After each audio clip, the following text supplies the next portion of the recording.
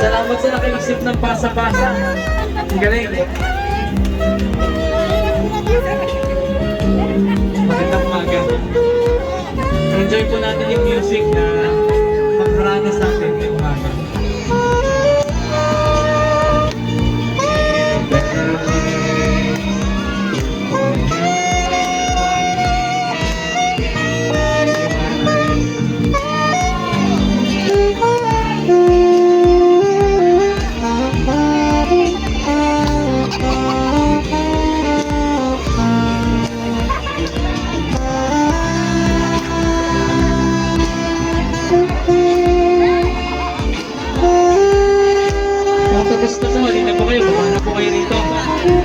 Salamat po sa mga nagbuhat. Ako, galing! Palakpan natin natin mga kalalakihan! Ang ating mga kumatan, nagbuhat, nagtulong-tulong. Ito po ang ating kailangan, tulong-tulong.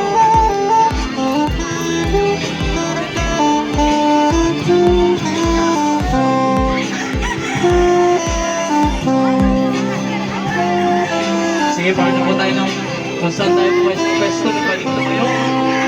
Hintayin lang natin ating mga kasama. Hello, ayan. Magandang umaga po. Ayan, maraming salamat po at nandito kayong lahat. Kami po ay masaya na kayo ay makasama ngayong umagang ito.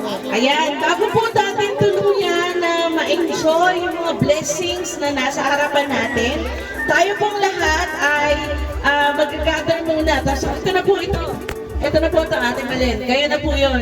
So mamaya po, may instructions kayo patungo sa pila. Ayan, mga ganyan. Okay po? Pero pwede po ba observe nyo pa rin po na huwag masyadong malapit sa isa't isa. Okay lang po ba yun? Layo-layo pa rin po kayo ng konti. May mga spaces po dyan na pwede pa ninyong i-maximize po. Lakas, ayan.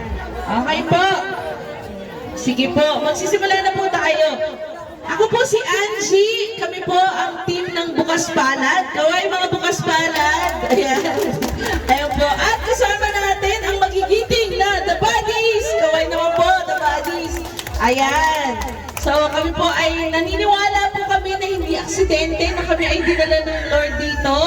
At naniniwala po kami na kayo din po ay hindi aksidente na magkakasama tayo ngayon. Okay po? So, pwede po bang magdasal muna tayo para pagpalain po tayo ng Diyos? Ama naming Diyos, salamat po sa napakagandang umaga na ibinigay mo sa amin. Kanina po maulan, pero hinayaan mo po na tumigil ang ulan para kami po ay makapagsama-sama sa araw na ito.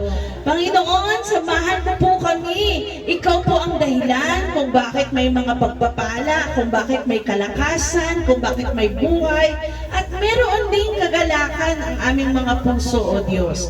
Samahan mo po kami, gabayan mo po kami, O Diyos, at sa kalagitnaan namin ngayong linggo ng umaga, kayo po ay magsalita sa amin, O Diyos. Ito po ang aming manalangin sa pangalan ng Ama, ng Anak, at ng Espiritu Santo. Ang lahat po ay magsabi ng Amen.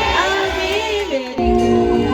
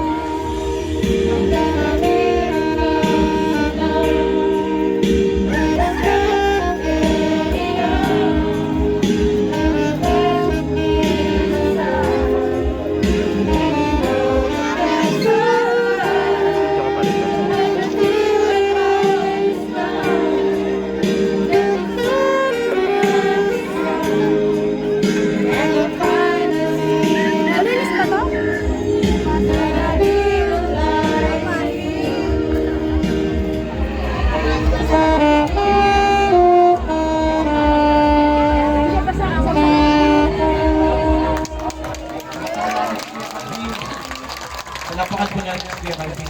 Napakaganda po ng tinugtog niya sa hero. There's a hero that lies in you. Ngayong umaga po, bago po tayo magbigay ng blessings natin, kasi po lahat ng ito, kinikilala namin ay blessing na galing sa Diyos. Unang-una, tulong doon sa nangyari sa atin. Pangalawa, pang-Christmas na rin. Hindi man naulan eh. Sabi ng awit, no? There's a hero that lies in you. Pero, yung umaga, I would like to share to you, isang araw, isang tagpo na matatagpuan sa mabuting balita ni Juan. No? Mabuting balita ni Juan. Isang araw, alam niyo naman ang Panginoong Jesus, siya po ay nagtuturo madalas sa mga bukid, sa mga ilog, sa mga dalampasigan. Isang umaga, matapos ng magturo, sila po ay nasa bundok.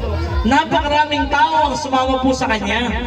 At nakikinig sila sa loob ng mahabang panahon. Nakikinig sila sa mga turo ng Panginoon. At ang kanyang turo ay patungkol sa pagmamahal sa Diyos at paano tayo magiging magandang buhay natin. Pagkatapos po noon, kasama niya ang kanyang mga alagad at napakaraming tao, sabi ng Panginoon, magdadapit hapon na.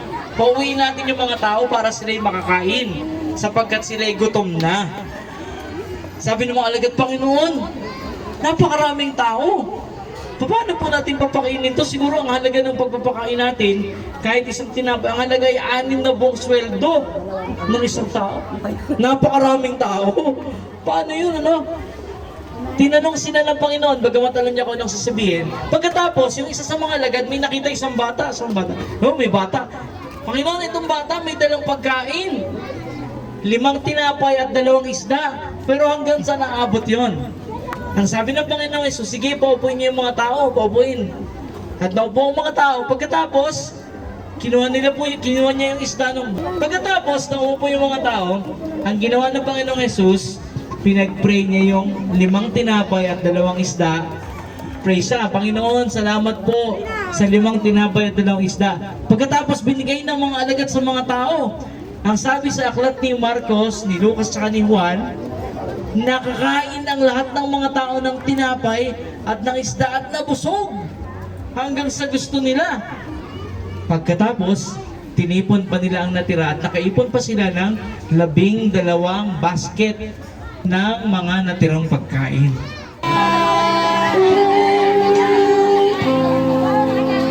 Yung pong mga volunteers natin po, mga teachers po yan sa public elementary school.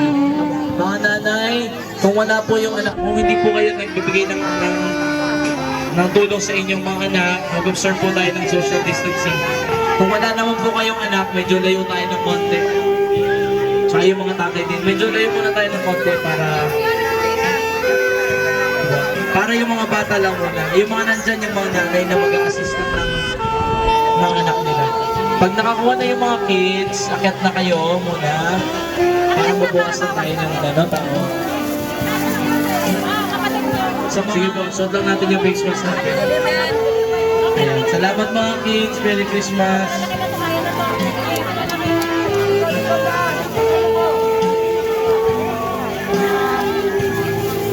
God bless you po. Pagpalain po kayo ng Panginoon. Okay, si Lolo. Merry Christmas po. Salamat po, Lolo. One line na lang tayo, one line. Yung mga leader din natin. Okay na po yan. Salamat po. Sino pa? May na-late pa? Na-late pa? Yung asosasyon niyo po.